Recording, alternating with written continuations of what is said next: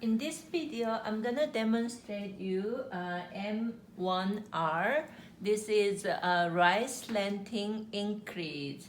So when you come to the point you want to increase the stitches and it's rise slanting stitch, you're gonna use left hand needle, and there is a bar in between left side of stitch and right side of stitch.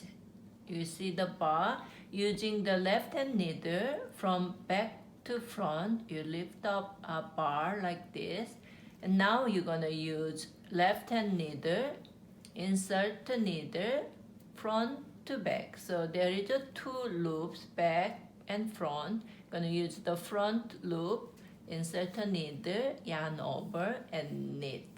So now you have increased one stitch, rise slanting stitch. I'm gonna do it again.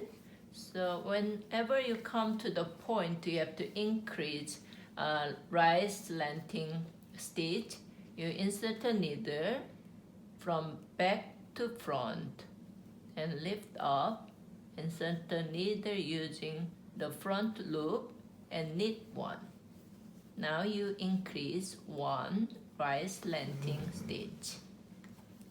Again, let's say there is a bar in between. You're gonna insert the needle front to back, lift up, and then you insert the right hand needle and knit. You increased one. This is called M1R.